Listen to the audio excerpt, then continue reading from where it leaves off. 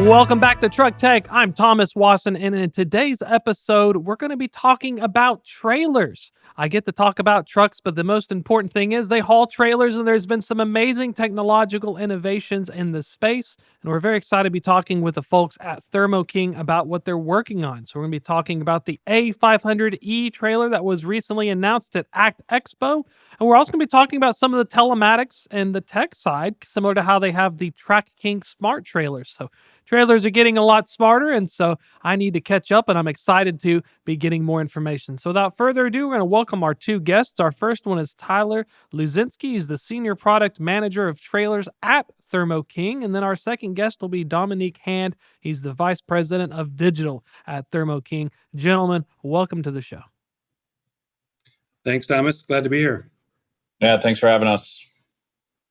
So let's start with some backgrounds first. I'm going to start with Dominique. We're going to tell us a little bit about yourself, what you do, and then we'll ask Tyler as well. Then we'll get to the nitty gritty.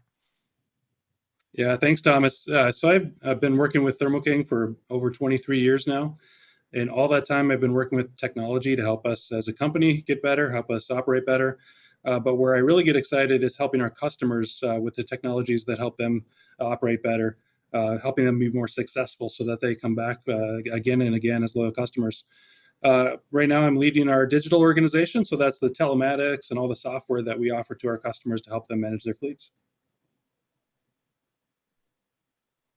Sure, and I'll go next. So I've been with Thermo King for about 6.5 years now. Trained Technologies about 8.5. I've got kind of a mechanical engineering background, but I've always been obsessed with our products, and I've been in product management for a few years now, where I get to work on really cool projects and manage our portfolio of our flagship product that I'm very proud to be a steward of. And as Dominic said, I love helping our customers. I love what we do as a business. I kind of went into the industry wanting to be a part of, how the world works behind the scenes. And, Thermo King's a perfect example of that. And I love, the impact that we get to make on, moving food and medicine, blood, everything that you could think of to, satellites. So really love what I do, and love working on our products and pushing the industry further.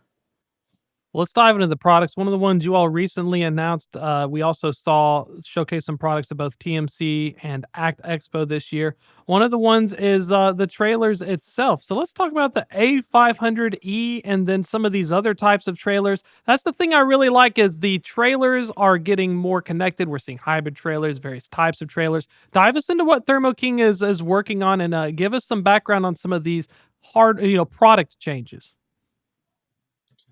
Sure. Well, I'll start on the product side with the equipment, and then I'll hand it over to Dominic to talk about kind of how we're getting more connected with our technology. But just to start with, A500E is an engineless transport refrigeration unit for trailers. So that's currently operating in Europe. So our markets over there are operating that unit. It's the first engineless unit that's used for mobile applications that Thermo King has offered. So there's a big mega trend of electrification, and though regulations are starting to slow down a little bit, there's still a lot of industry and market pull for lower carbon emission solutions. And one of these paths is full electrification. Another path would be hybrid. So the A500E would be a fully electrified zero emission transport refrigeration unit that has no engine in it at all. It's leveraging a lot of our core technology. Like, it's got our X430 reciprocating compressor that has been a powerhouse of the industry since the 90s, just using an electric motor instead of an engine to turn it. So it has familiar technology that folks are familiar with and can work on, but in a package that is now zero emission. The challenge really becomes how you can power it and having enough power to use in a mobile application. But I'm sure we'll get deeper into that later on. But yeah, it's really exciting to have engineless products. It brings a whole new challenge, but it's a great solution for a lot of customers looking to decarbonize. But I'll hand it to Dominic to talk about how we're leveraging more connected technologies. Yeah, thanks, Tyler. So Thermo King products have included telematics to stay connected. We've had them available for decades, actually, but we've included it standard from the factory for quite a while now. And what we're seeing is that customers are wanting to see everything in their fleet all in one place, making it really easy to manage. And more so than that, it's not just about the data, right? It's about the insights, really understanding what's happening with their fleet, understanding what actions they can take to improve their operations. I'll give you an example here. Dot Transportation, a really good customer of ours. They manage their fleet really well, maintain it really well. They subscribe to our Tracking Pro, which is our premium subscription for telematics, and they get insights into how their units are configured. They compare that to how they would ideally like them configured for the load that they're carrying. And they were able to find that by changing the configuration on 4% of their units, they can save over $1 million a year. That's in fuel savings and maintenance and extending the life of their units. And so there's a lot of opportunity there for fleets that are able to use that data and take action on that data. So that's why that connectivity is so important to fleets today.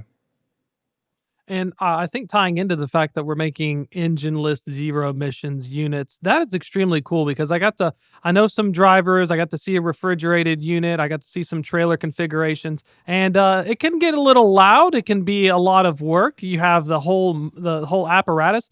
Talk a little bit about when we're looking at that power source. Tyler, you mentioned how do we give it the juice, and then using the technology and telematics to check its health. Let's dive into how do we get it powered, and then I'm curious how that also ties into this interplay where we're using the tech platforms to help us better maintain this equipment and know when we need to bring it in instead of waiting for things to happen. Absolutely. So just to touch on how you power it, that's kind of the $1 million question when we talk about what's the challenge to electrify in this space. So just to say, the baseline today, the most common way to power a reefer is a 50-gallon diesel tank that's mounted underneath the trailer. Conservatively, you can run that reefer for up to 100 hours if you're running about half a gallon per hour consumption if you're running start-stop or cycle century. So 100 hours of runtime is the benchmark today. If you're running an electric system at like 10 kilowatts, let's say on average, that requires 1,000 kilowatt hour battery, which would be like 15,000 pounds and cost hundreds of thousands of dollars. So trying to get from today's baseline of diesel and the concentration of power density that we have in diesel to electric power in the future for mobile applications is a large challenge. We have to change the way that we operate. So mobile applications is a huge challenge, but we have battery power solutions as well as range extension solutions that we're leveraging through a lot of third-party partners like Range Energy that we have a public partnership with, where they've got a large battery pack that's able to power the TRU, and then they also have a e-axle that's recuperating energy when you're going down a grade or when you're coming to a stop, just effectively making the trailer like a Prius hybrid, right? You're capturing energy when you're braking, you're turning that into electricity to then run the TRU.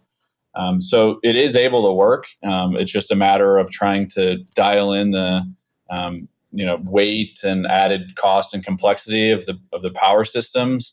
But it is possible, and we see a path to electrified solutions providing a strong ROI for our customers, all with 100% zero emission. Now, you also mentioned the sound, so I'll touch on that really quick. So it is quite a bit quieter. It's not silent, because air moving makes a lot of sound, but I'll say this: it's 73 decibels for a high-speed diesel TRU. Our Advancer E Whisper Pro is only 60 decibels. So that's equivalent to like a dishwasher or an outdoor air conditioner from, say, 100 feet away. So it's quite a bit quieter. You don't have the diesel engine any longer. There is still, a compressor turning with airflow. So there is noise, but it's quite a bit quieter, which is a huge benefit for drivers and people working in distribution center yards, just kind of reducing that noise and even the noise reduction for the local communities that a lot of TRUs operate in.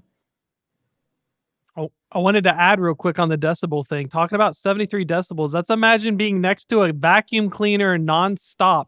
If you're running a very loud vacuum cleaner or cranking up your music, and then you kick it down, like that's That's a huge quality of life thing as well, especially for you're talking about the noise pollution, the impacts on communities. I live next door to a store. I can tell every time they get a delivery because the trucks are very loud these days in the reefer units. It's a grocery store. So it's really cool to see what you guys are using. Let's talk about the tech side as well. I came from fleet operations. One of the things I love is trailers, the telematics. I use dry vans, so we got to do things like location, weight. But for the reefer, it's just as important to not only manage how you're using the refrigerated unit, but making sure that is efficiently cooling it. Talk a little bit about how the tech aspect and the technology helps folks understand that, because from conversations I've had, it can get very expensive if you're not trying to make informed decisions on when you need to cool and when you need it to do stuff. Yeah, that's absolutely right, Thomas. There's a lot of configuration options, a lot of ways you can set a reefer and run a refrigeration unit. So, understanding how things are being run out in the field is potentially a challenge for fleets if they can't see that in a central kind of way. Most fleets don't just rely on the driver to maintain that for them, right? They have an operations team that's monitoring that remotely and looking for opportunities to improve the operations. So with telematics and the analytics that come with that, they get that insight on where there are recommendations on things they can do to reduce their operating cost, as well as things that they can do to extend maintenance. We're seeing a lot more fleets that are integrating telematics with their maintenance systems so that when maintenance is due, it automatically shows up as work that's needed. And we've added in our Tracking Pro predictive analytics, so we can tell when there's something that is likely to go wrong in the future. In fact, we can tell about 2 weeks in advance if something's going to happen, and with pretty high certainty. In fact, we're so confident about it that with our remote operating center service, we'll expand the warranty to include even just predicted failures, not just waiting for something to fail and putting cargo at risk, but if we predict it's going to fail, we'll cover the cost of repairing it. We see over 90% of the time that if somebody doesn't take action on those predictions, sure enough, something happens. Now, to be clear, our units are very reliable, so this doesn't happen very often, but it's really expensive when it does, right? Because food or medicine or whatever the cargo is, it's important that we be really, really confident that the load is going to be able to get to its destination. It reminds me of ice cream. I was a freight broker and I did reefer, and the hardest thing to haul in a reefer was ice cream. It never quite worked. Ice cream was the bane of my existence. And one of the things you all have is what's called multi temperature control. This is new to me because my basic understanding of reefer was it's very good at it can't make it colder. It can try to keep it where it is, but having more capability like multi temperature control. Talk a little bit about, we'll start with the product side and we can go into the tech behind it. How does that work for folks who don't understand some of these innovations in the refrigerated space? Sure. So you're absolutely right. Our units are not meant to cool down product itself. Your best practice is to load product from the dock at the temperature at which it's meant to be stored, and then our units are designed to maintain that temperature. That doesn't always happen, but if you load a bunch of hot watermelons, I guarantee you there's no refrigeration unit in the world that's going to cool them down. So it's important to load it at the right temperature. So for decades now, we've offered a multi-temperature offering where instead of the unit on the front of the trailer just controlling the entire trailer to one temperature, we actually have a split system where the host unit up at front and you have remote evaporators put into different compartments within the trailer. You can maintain different temperatures with bulkheads in between them, removable bulkheads. So what this allows fleets to do is if you're making a distribution route, you can deliver both fresh, frozen, and maybe even deep frozen, like that ice cream you were talking about, all in one haul instead of having to run 3 trucks for different temperature settings. So you can have 3 zones in one trailer where one's -20 hauling ice cream, one's 0 hauling, frozen vegetables, and one's at fresh hauling fresh fruit. So it allows fleets to optimize their routes, and ultimately that's good for efficiency, for productivity, and reducing emissions. A big part of protecting the cargo is beyond the refrigeration unit and the trailer itself. It's how it's operated, how it's used. My mom always told me to shut the refrigerator if I left it open too long. It's the same thing on a trailer, right? If you're loading and unloading, the longer you leave the door open, the longer you have a chance of that cold air getting out of the trailer, pulling in hot, humid air and damaging the cargo. So the telematics and the analytics help to identify when that's happening. What are the places, distribution centers or stores or wherever, where it's more likely that the door is going to be left open too long. It also gives the ability to automatically shut off the refrigeration unit if the door is opened. That's important because when the refrigeration unit is running, it's pushing air out, right? So if the door is open, it's pushing it out the back of the trailer or out the doors in a multi-temp, um, which is not what you want. So it gives you the ability to automate some of those key routines to improve the protection of the cargo. And I kind of want to tie into that too. One of the challenges I had to deal with was you needed to preset the temperature before you arrived. So, like, you need the shipper to have it at the right temperature before it hits the dock. The trailer sometimes has to be cooled to a certain, like, -20, and maybe it's at 45 degrees. Is one of the innovations we're seeing with the trailers is that the hardware capabilities and the products are getting better at quickly cooling it, or is it something you also need, like the AI and the technology, to figure out that maybe when are you overdoing it? I feel like there's got to be like a sweet spot in trying to get it preset, because it feels like if it's not preset, you're setting yourself up for failure, and then I have to get a cargo claim on my spoiled ice cream. Yeah, it's one of two outcomes, right? It's either you pre-cooled it too long, so you spent more on energy than you really needed to, more carbon emissions than you needed to, more fuel costs, or you didn't cool it long enough, and then you're putting your cargo at risk, potentially damaging the cargo right as you're loading it. So in our latest truck units, we actually have technology now that will estimate how long it's going to take to get to the set point based on the ambient temperature, and it automates the startup time. We're now working on how do we retrofit that to our existing units that are out in the field. So we're working on some AI capabilities that you'll be seeing in the future. I could really use that. That was my biggest challenge talking to drivers, and they wouldn't understand the time it took and they would mess it up. And then my customer is mad at me and life was difficult. When we're looking at, I like you mentioned range energy. Good people, I've had them on the show in the past talking about some of the hybrid trailer designs. I really like this idea because it ties hand in hand with sustainability. Talk about one of the things when you have the batteries compared to the diesel. One of the things I'm assuming is you can get a really good advantage having these batteries and these battery electric motors, because if you use them constantly and you recharge them constantly, it'll be cheaper than filling up 50 gallons of diesel every like 100 or so hours. Yeah, your operating costs definitely are, significantly lower than operating off diesel fuel. It's, not even close, especially, depending on your area, your cost of electricity, because, like the range system, for example, is, chargeable. So you can charge it overnight. You can take advantage of lower energy costs in off hours that a lot of utilities offer when you're charging overnight versus if you were running, say, shore power in a stationary application during the day. But the operating costs are much lower when it comes to powering it. And then when you add to that, there's no diesel engine, or even if you are running. So in a lot of cases, we may run a diesel TRU that has electric standby with a range energy system that's running primarily an electric operation. It just has the diesel engine as a fail-safe, because we're still not to the technology maturity where fleets are willing to risk, $300,000 of prime stake to running out of electricity because someone forgot to plug it in overnight. So having that diesel fail-safe is still really important for our customers. But when you're primarily using the electric operation, you're dramatically reducing the engine run hours. So you're having to do less oil changes, less fuel filter changes, air cleaner changes. So it really cuts down the maintenance on the reefer as well. So you see your operating costs really, really drop off compared to running in full diesel operation. That was one of the big things I got excited about talking about EV trucks. And it's like, you don't have to clean the DEF. You don't have to clean all of these particulate filters. No more oil changes. Just deal with the tires and the drivetrain. I wanted to toss over a digital question to Dominique as well, because we've talked about a lot of the cool opportunities with hardware innovations.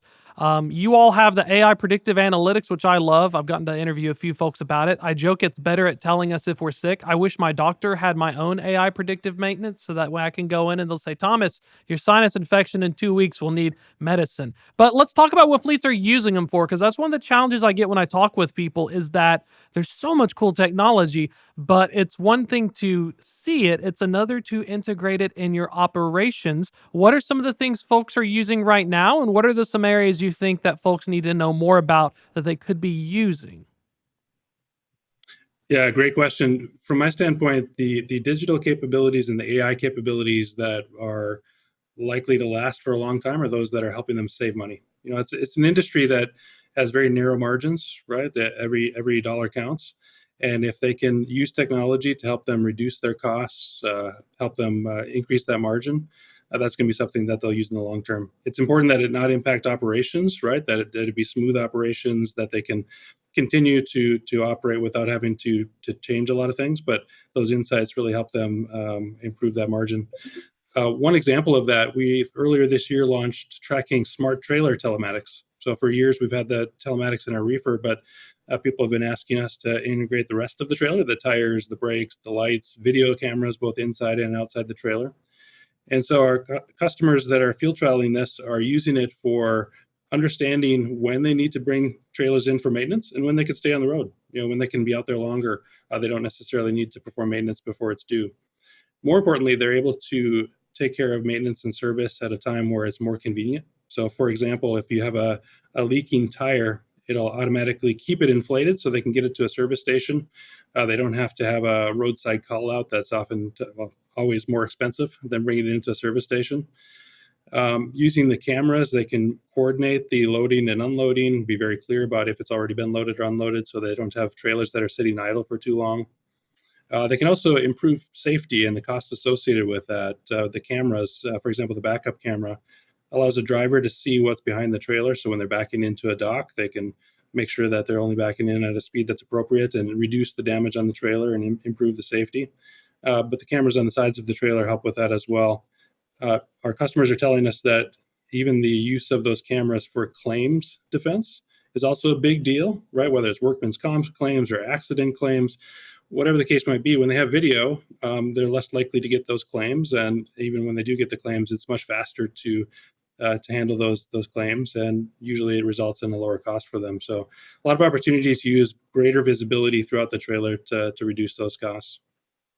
I'll be honest, I'd pay just for the smart trailer alone to have the camera integrated with the temperature reading, because that's what always happened with me is they would claim my trailer was not the right temperature. I'd have to call and say, "Did you take a photo of your trailer?" This is back in 19 before all the fun technology. And they'd say, "Oh, I forgot to." And so then the customer would try to pin the fact that the cargo claims on my carrier when in fact they just left it outside of their own refrigerator on the dock too long and they're trying to save money. So that's one of the big things is not only for driver safety when you're trying to pull it out, accidents can occur, but also having now finally integrating timestamp, location, temperature, time, everything to where it can save you tens of thousands of dollars. So you're going to pay a little extra for the stuff, but the peace of mind gives you multiples in terms of, not having to pay out later.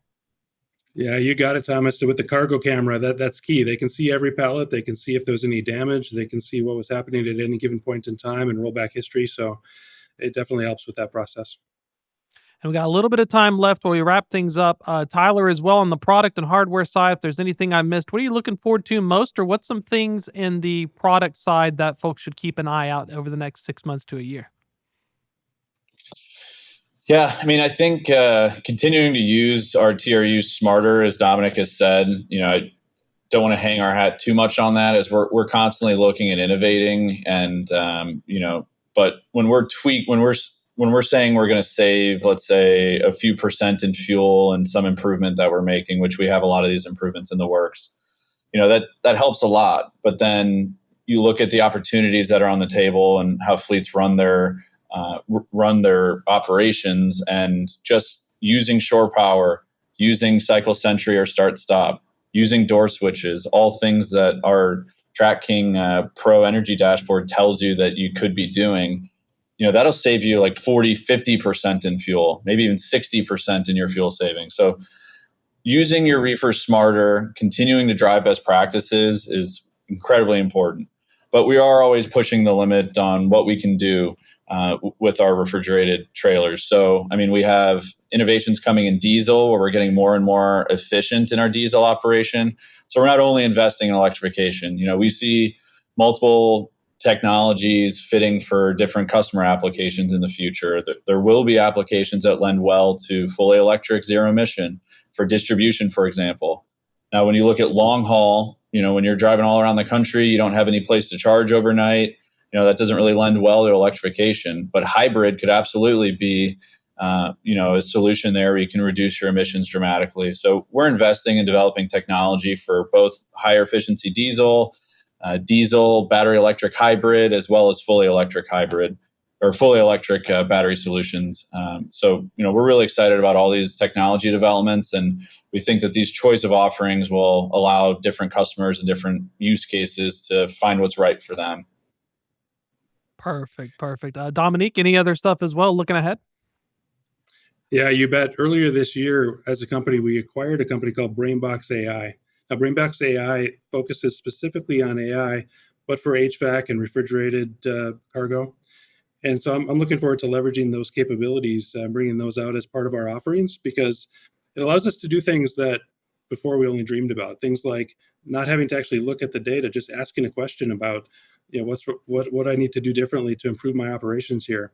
And so I'm looking forward to getting those innovations to market coming up here. Perfect. Gentlemen, thank you so much for your time. Really appreciate you hopping on. Phenomenal information. Folks want to learn more about Thermo King, check out the stuff you're working on, see you at an event or something. What is the best way to find out more? You can always go to thermoking.com or feel free to reach out to Tyler or myself anytime. Perfect. Well, Tyler, Dominic, thank you so much for hopping on the show. We'll definitely have to catch up again soon. And hey, if you guys are going to be at Act Expo next year, I'm going to hit y'all up. I'll be there. We'll keep an eye out in the conference circuit. All right. We'll be there. Thomas. Thank you, Thomas. Yeah. Thank you, gentlemen. That's going to be a wrap for this episode. If you're just joining us, we are on Apple, Spotify, and YouTube, wherever you can find your podcast needs. Check it out, Truck Tech. While you're at it, sign up to the Truck Tech newsletter, freightwaves.com/trucktech. I write the articles. I put them back in the newsletter. So if you missed the articles for the week, check it out. I'll backlink it. Also put a little bit of blurbs, what's going on in the world. And so wonderful stuff as always. Check out the folks at Thermo King as well. Always amazing to have folks from not only trucks and trailers and OEMs, but getting to learn about some of the cool things that are going on in the industry. That's a wrap for this show. Thank you all so much for watching. I'll see you again soon.